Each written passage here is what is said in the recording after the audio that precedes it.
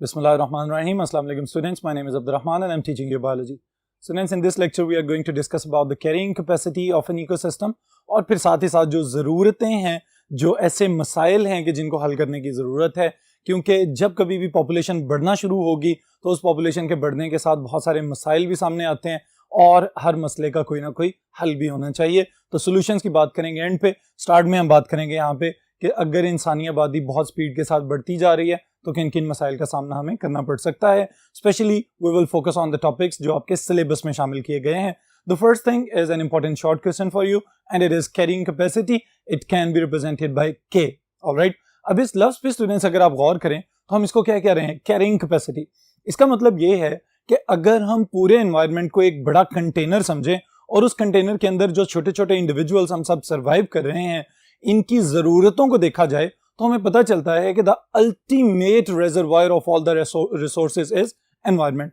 अगर अल्टीमेट जो रिजर्वायर है वो एनवायरनमेंट है तो आप ये सोचें कि जब इसी जमीन के ऊपर कुछ हजार इंसान रहते थे उस वक्त रिसोर्सेज रिलेटिवली बहुत ज्यादा थे, फिर लाखों में हुए इंसान, फिर भी रिसोर्सेज काफी थे, फिर करोड़ों में और अरबों में चले गए। ऑलराइट, लेकिन अब जाके जब हम देखते हैं तो हमें पता चलता है कि कुछ जमीन के खित्ते इस तरह के हैं कि जो ऑलमोस्ट रिसोर्सेज और पॉपुलेशन के हिसाब से सैचुरेट हुए पड़े हैं।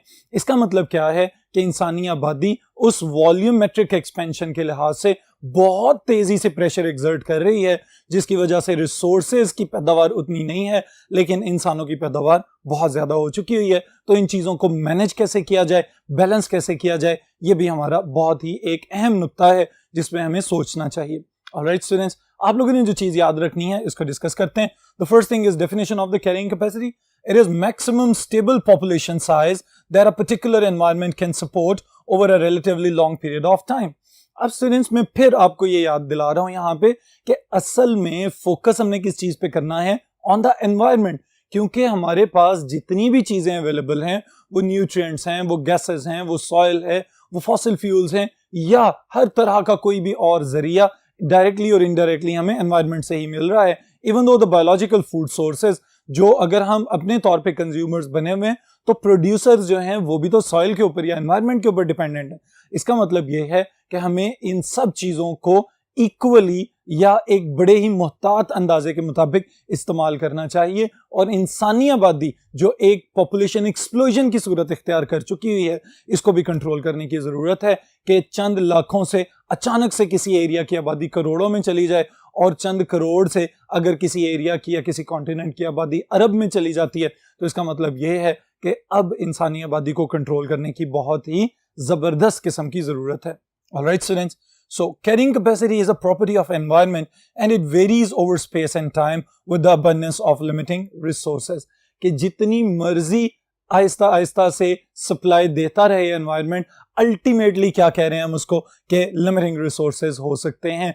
यानी अगर पॉपुलेशन प्रेशर बढ़ता चला जाएगा, पॉपुलेशन बड़ी स्पीड के साथ इंक्रीज करती चली जाएगी, तो वही रिसोर्सेज जो किसी जमाने में बहुत ज्यादा लगते थे, वक्त गुजरने के साथ साथ वही रिसोर्सेज कम लगना शुरू हो जाएंगे।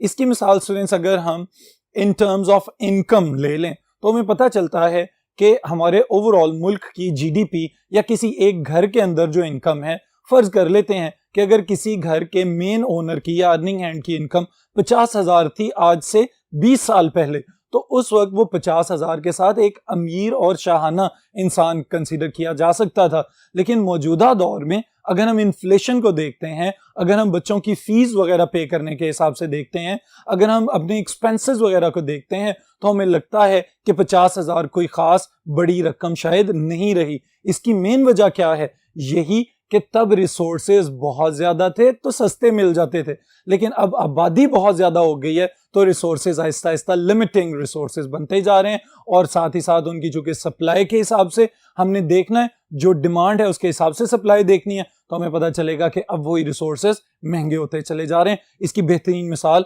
आपके पेट्रोल प्राइसेस हो सकती हैं। Alright students, then we have to study the problems related to rapid growth in human populations. जो इंसानी आबादी में एक जबरदस्त किस्म का इजाफा हमें नजर आ रहा है। पिछली चंद दहाइयों में जब हम गौर करते हैं तो हमें पता चलता है कि हर 10 साल के बाद जो ह्यूमन पॉपुलेशन है वो डबल होती चली जा रही है। तो ये जो डबल होने वाला केस है या ये जो डबल होने वाला फैक्टर है ये बहुत ही ज्यादा अलार्मिंग है, ना सिर्फ हमारे मुल्क के लिए बल्कि all over the world. As the world population continues to grow geometrically, great pressure is placed on land, water, energy and biological resources to provide supply of food and integrity of the ecosystem. इसके लिए students हम अपने छोटे से मोहल्ले को सोचें, हम एक शहर की मिसाल लें या किसी बड़े मुल्क की मिसाल लें, हमें पता चलेगा कि आबादी बढ़ने के साथ साथ हर मुल्क की एक स्ट्रेटेजिक प्लानिंग होती है और उस प्लानिंग को इंसानी आबादी के एतबार से फर्दर चेंज किया जाता है कुछ वक्त गुजरने के बाद। ऑलराइट, अब खुशकिस्मती से हमारे पास बहुत सारे ऐसे इंटरनेशनल इदारे मौजूद हैं कि जो हर वक्त थर्ड वर्ल्ड कंट्रीज की कैलकुलेशंस करते रहते हैं और उनको पता चल जाता है कि कहाँ पे गुर्बत कितनी ज्यादा है, कहाँ पे सप्लाईज कितनी ज्यादा हैं, तो फिर कोशिश करते हैं कि ट्रेडिंग वगैरह के जरिए इन सबको किसी ना किसी जगह पे इक्विलिब्रियम मेंटेन करने के लिए इस्तेमाल किया जाए। अब यहाँ पे स्टूडेंट्स हम एग्जांपल ले रहे हैं यूनाइटेड नेशंस की और वर्ल्ड बैंक की। Alright, according to their surveys 1 to 2 billion humans are malnourished। हम खुराक की बात कर रहे हैं, इसका मतलब ये है कि आपको जिंदा रहने के लिए दो तो सबसे बड़े फैक्टर चाहिए, खाना और पानी। ऑलराइट, अब ये जो खाना है अगर इसी की जरूरियात पूरी नहीं हो रही तो हम कहेंगे कि ये मेल नरिशमेंट हो गई है। अब इस मेल नरिशमेंट के अंदर अंडरग्रोन बच्चे या बहुत ही कमजोर किस्म के बच्चे या विटामिन डी की डेफिशिएंसी के साथ पैदा होने वाले बच्चे या और खुदा न खास्ता डिफरेंट टाइप्स के सिम्टम्स वाली बीमारियों के साथ जो आगे एक नस्ल आ रही है वो पुरानी नस्लों की निस्बत एक अजीब सी ससेप्टेबल सी जनरेशन पैदा हो रही है। तो इसका मतलब क्या है कि कहीं ना कहीं खुराक के किसी हिस्से में ऐसी कमी रह जाती है कि जिसकी वजह से ओवरऑल बॉडी जो है वो मेल नरिशमेंट का शिकार हो जाए और ना सिर्फ एक इंडिविजुअल बल्कि पूरा पूरा मुल्क जो है हो सकता है वो इस तरह की बीमारियों या इस तरह के मसाइल से दो चार हो। ऑलराइट स्टूडेंट्स, तो according to UN and world bank 1 to 2 billion humans are malnourished। Alright, इनकी खुराक की जरूरियात पूरी नहीं हो रही। फिर इसके साथ ही साथ 80 million are malnourished in China. अब आबादी के एतबार से चूंकि ये दुनिया का सबसे बड़ा मुल्क है और मईशत के एतबार से भी एक स्ट्रॉन्ग मुल्क कंसीडर किया जाता है, लेकिन स्टूडेंट्स वहां भी लोगों की खुराक की जरूरियात पूरी नहीं हो रही। इसका मतलब क्या है कि खाली आबादी बढ़ा लेना ये कोई काबिल फख्र बात नहीं है, बल्कि साथ ही साथ इस चीज के ऊपर भी सोचना जरूरी है कि हम किस पैमाने के तहत इस आबादी को बढ़ाएं। पहले रिसोर्सेज जनरेट करें, फिर उसके बाद पॉपुलेशन प्लानिंग की तरफ जाया जाए और फिर उसके बाद सोचा जाए कि किस तरह से पॉपुलेशन को प्लान करना है। Alright students, then world population is expected to become 12 billion in next 50 years। अब 6 से 12 बिलियन हो जाना, इसका मतलब डबल जंप हमें नजर आ रहा है यहाँ पे स्टूडेंट्स कि जितनी आबादी अभी है अभी भी तकरीबन 7 अरब के करीब हो चुकी हुई है। कुछ साइंसदानों का ये ख्याल है कि 8 अरब के करीब भी पहुंच चुकी हुई है, लेकिन कमिंग 50 ईयर्स में ये 12 बिलियन तक होने वाली है। तो इसका मतलब ये है अगर मौजूदा रिसोर्सेज के साथ आप ये सोचें कि इन्हीं वसाइल के अंदर रहते हुए इंसानी आबादी अगर डबल कर दी जाएगी तो फिर आप ये समझ लें कि ये जो तेल की लड़ाइयाँ और मुख्तलिफ जो हमारे पास रिसोर्सेज हैं उनकी लड़ाइयाँ, मादनियात की लड़ाइयाँ और तो और कॉन्टिनेंट्स को क्रॉस करने के लिए भी चंद ममालिक जो हैं वो कुछ ना कुछ स्ट्रेटेजिक किस्म की वॉर्स दूसरे मुल्कों पे थोप सकते हैं। तो ये बुनियादी तौर पे क्या है, it is that war that is due to uncontrolled growth in the human population। इंसानी आबादी चूंकि कंट्रोल में नहीं आ रही तो इस वजह से फिर लड़ाइयों की या और एक और अनारकी फैलने की सी सूरत भी सामने आ सकती है। तो इसका मतलब ये है कि इन तमाम चीजों को देखते हुए हमें पहले इस चीज का इदराक होना चाहिए कि पॉपुलेशन का बढ़ना अगर एक इंपॉर्टेंट फैक्टर है तो रिसोर्सेज का पैदा करना उससे भी ज्यादा इंपॉर्टेंट फैक्टर होना चाहिए। ऑलराइट स्टूडेंट्स, बाकी कौन कौन सी चीजें जो इंसानी आबादी बढ़ने के साथ मुतासिर हो रही हैं इसको भी देखते हैं नेक्स्ट बोर्ड के ऊपर। जी students, next factor is land, जमीन। अब स्टूडेंट्स अगर हम गौर करें तो पाकिस्तान एक ज़रई मुल्क है।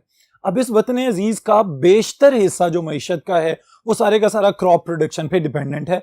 इसी तरह अगर हम किसी और नॉर्मल किसान की मिसाल लेते हैं तो हमें पता चलता है कि किसान का सारा जो प्रोडक्टिविटी या पैदावार है उसका दारोमदार तो जमीन के ऊपर है और खुदा न खास्ता अगर वही सॉइल न्यूट्रिएंट डेफिशिएंट हो जाए तो तब जाके हमें पता चलेगा कि असल अहमियत है क्या इस जमीन की। ऑलराइट, ये जो हमें आजकल जमीन का एक और एब्यूज नजर आ रहा है कि अच्छी खासी ज़रई जमीनों को कन्वर्ट किया जा रहा है into colonies and societies and housing societies और उसको कमर्शियल किया जा रहा है, ये चीज़ भी बुनियादी तौर पे एक अलार्मिंग फैक्टर है जिसको हमें ज़रूर कंट्रोल करना चाहिए।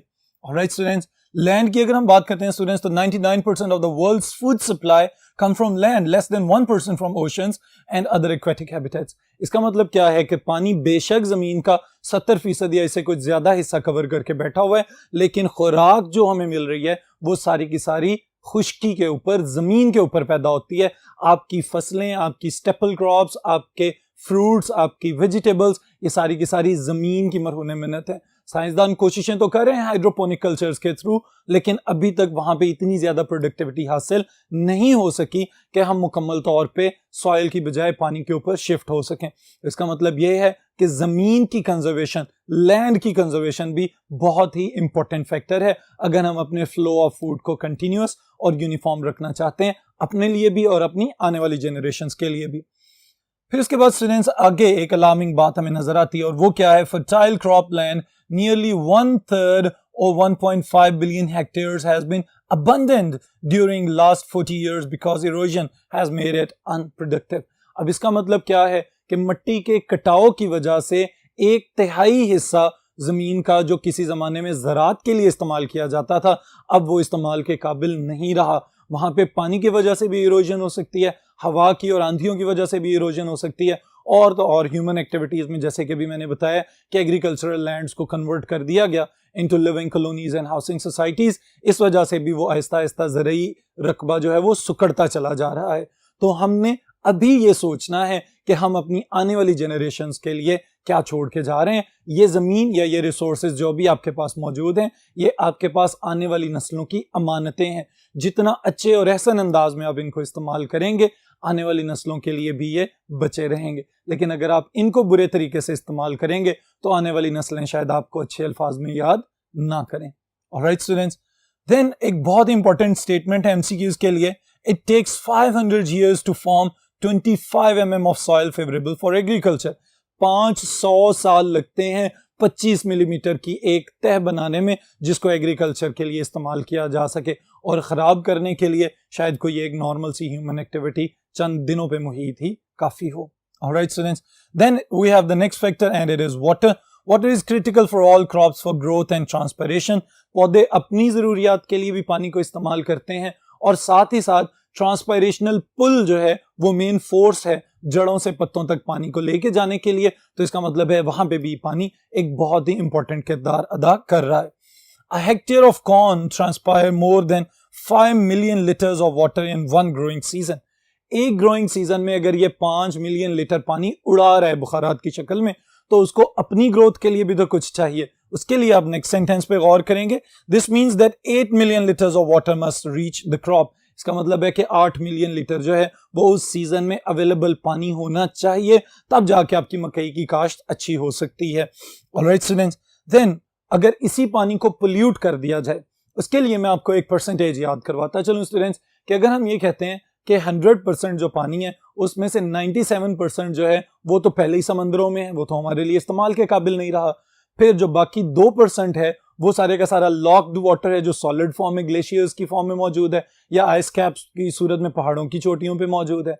फिर जो 1% पीछे बच रहा है उसको हम इस्तेमाल करें, और अगर उस 1% पानी को भी हम आलूदा कर देते हैं अपनी ओवरड्यू या गलत किस्म की एग्रीकल्चरल प्रैक्टिसेस की वजह से, बहुत ज्यादा फर्टिलाइजर्स या इंसेक्टिसाइड्स, पेस्टिसाइड्स स्प्रे करने की वजह से अगर वो पानी में शामिल हो जाएं, इसी तरह से वो पोल्यूटेंट्स जो आपके किचन से निकल के पानी के अंदर शामिल हो रहे हैं, या फिर इंडस्ट्रियल एफ्लुएंट्स जो फैक्ट्रीज और इंडस्ट्रीज में से निकल रहे हैं, और ख़ास तौर पे एक बहुत बड़ा मसला जो हमें देखने में आता है, और वो ये कि बहुत सारी जगहों पे जो सीवेजेस वगैरह हैं, यानी घरों से निकलने वाला और फैक्ट्री से निकलने वाला पानी, वो अल्टीमेटली किसी फ्रेश वाटर रिजर्वायर के अंदर डाल दिया जाता है कि वो पानी दरियाओं में ही जाके शामिल हो रहा है। तो इसका मतलब ये है कि हम खुद अपने पीने वाले पानी या डेली लाइफ में इस्तेमाल करने वाले पानी को खुद से पोल्यूट करते चले जा रहे हैं, और इसकी वजह से बहुत सारी बीमारियां हो सकती हैं। Diseases due to polluted water, 90% of the diseases in developing countries result from lack of clean water। ना सिर्फ पीने वाला बल्कि रोजमर्रा एक्टिविटीज में इस्तेमाल होने वाला पानी जो है इसका भी साफ होना बहुत जरूरी है, नहीं तो बीमारियां फैलती चली जाएंगी। Worldwide, 4 billion cases of diseases contracted from water and 6 million deaths are caused. Students, ये बहुत बड़ा फिगर है. इवन के इतनी बड़ी पैंडेमिक जो हमें अभी ये कुछ दिनों पहले यहाँ पे ऑब्जर्व करनी पड़ रही थी, लाइक कोरोना, तो उसमें भी शायद इतने डिजास्टर्स किस्म के रिजल्ट्स नहीं थे. लेकिन अगर हम पोल्यूटेड वाटर को इसी तरह से बहने दे रहे हैं और उसी पानी को पी रहे हैं, तो उसकी वजह से बेशुमार लोग बीमार होते हैं और साथ ही साथ अमवात भी वाक़ई हो सकती हैं. Then we have malnourishment and diseases are more in rural areas. अब इसको भी अंडरस्टैंड कर लें कि हम डिस्ट्रीब्यूट कर देते हैं अर्बन और रूरल एरियाज को. अर्बन एरियाज वो हैं जहाँ पे इंसानी आबादी का फ्लो ज़्यादा है, जिसे हम नॉर्मली शहरी आबादी कह देते हैं. और रूरल एरियाज वो हैं जो शहरों के मज़ाफ़ात में हैं, देही इलाके या थोड़े से कम डेवलप्ड एरियाज. चूँकि कम डेवलप्ड हैं, लेकिन वहाँ तक अवेयरनेस ज़रूर पहुँचनी चाहिए. अगर अवेयरनेस नहीं पहुँचेगी तो फिर मेलनरिशमेंट का असर भी ज़्यादा होगा और बीमारियों के असरात भी ज़्यादा हो सकते हैं. Right students, then we have a next factor as fossil fuel energy. और वहाँ पे फॉसिल एनर्जी को किस तरह से यूटिलाइज किया जा रहा है या वो किस तरह से मुतासिर हो रहा है इंसानी आबादी के बढ़ने के साथ, इसको देखते हैं नेक्स्ट बोर्ड पे. जी स्टूडेंट्स, अब अगर हम देख रहे हैं यहाँ पे एक इंपॉर्टेंट एमसीक्यूज नजर आता है आपको. Number of people in urban areas is doubling every 10 to 20 years.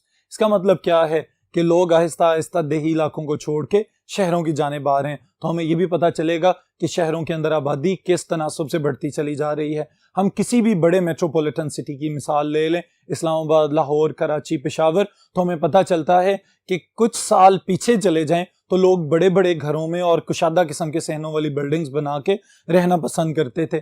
लेकिन अब जो आबादी बढ़ती चली जा रही है तो आपको एक एक कमरे और दो कमरे के फ्लैट्स वाले बड़े प्लाजा बिल्डिंग्स भी नजर आते हैं. इसका मतलब क्या है कि आबादी बढ़ने की वजह से स्मार्ट लिविंग कंपार्टमेंट्स की जानिब जाना शुरू हो गए हैं लोग. तो अल्टीमेटली अगर इसी स्पीड से आबादी बढ़ती रही तो फिर और मुश्किलात का सामना भी करना पड़ सकता है.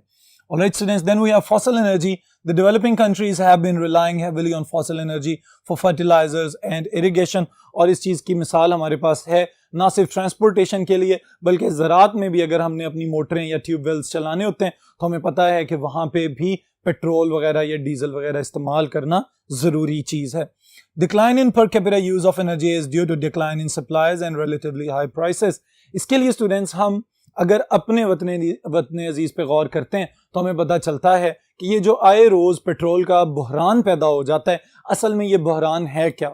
जब पता चलेगा बहुत सारी कंपनीज को जिनके थ्रू पेट्रोल वगैरह को ट्रांसपोर्ट या सप्लाई किया जा रहा है डिफरेंट कंट्रीज को, जब उनको ये पता चलता है कि इस एरिया में डिमांड तो बहुत ज्यादा है लेकिन साथ ही साथ ये इसके बगैर जिंदा भी नहीं रह सकते, इनकी जिंदगी का पहिया भी बंद किया जा सकता है, तो वो फौरन थोड़ी देर के लिए इसको बंद करेंगे, इसकी सप्लाई रोक देंगे. उसकी वजह से कीमतों में इजाफा होगा और फिर से सप्लाई शुरू हो जाएगी.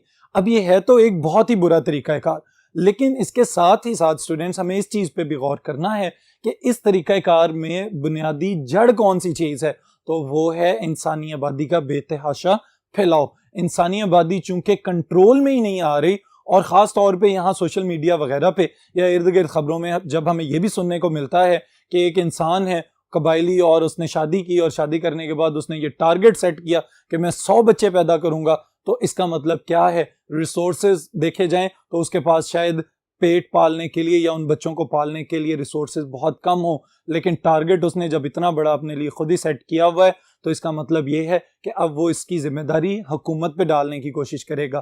तो हुकूमत इस जिम्मेदारी को अगर उठाने के काबिल है तो दैट इज फाइन. लेकिन अगर हम अपनी हुकूमतों की बात करते हैं तो यहाँ पे हमें और बहुत ज्यादा पेचीदा मसाइल का भी सामना हो सकता है. इस वजह से इन टारगेट्स को रिड्यूस करना जरूरी है, इनको थोड़ा सा नॉर्मल स्टैंडर्ड्स पे ही रखा जाए तो ज्यादा बेहतर है. Alright students, then we have to conserve all of these resources. बहुत ज्यादा इंपॉर्टेंट बात है ये भी कि जितने भी हमारे पास रिसोर्सेज हैं जिनका भी हमने जिक्र किया और जो वैसे आप लोगों के जनरल नॉलेज में हैं, उन तमाम रिसोर्सेज को स्मार्टली यूज करना बहुत जरूरी है. Careful management of land, water, fossil fuels and energy and biological resources needed for food production. Coordinated efforts from individuals and countries, जिसमें हम लोग खुद अपने लेवल पे भी जो तब्दीली पैदा कर सकते हैं वो जरूर करें. मिल के कोई एनजीओ वगैरह के साथ मिल के कोई काम कर सकते हैं वो जरूर करें. और अगर किसी हुकूमती कैंपेन का हिस्सा बन सकते हैं तो अपनी कोशिश जरूर जारी रखें students. Then efficient and environmentally sound agriculture strategies to increase productivity. पैदावार को बढ़ाने की सलाहियतों के लिए मुख्तलिफ टेक्निक्स, मुख्तलिफ स्ट्रेटजीज जो साइंस के थ्रू हमारे सामने आती हैं, उनको ज़्यादा से ज़्यादा अडेप्ट किया जाए। न्यू टेक्नोलॉजीज़ को सिर्फ मोबाइल फ़ोन्स और कंप्यूटर्स के इस्तेमाल तक महदूद ना किया जाए, बल्कि अपनी लाइफ के अंदर जहाँ जहाँ भी आप इस चीज़ को या नई टेक्नोलॉजी को इंट्रोड्यूस करवा सकते हैं, ज़रूर करवाएं, even in the agricultural practices. इंशाअल्लाह ताला बहुत सारे मसाइल का हल आप खुद निकालने के काबिल हो जाएंगे। इस सेशन के लिए इतना ही, फिर नेक्स्ट टॉपिक के साथ नेक्स्ट सेशन में मुलाकात होगी।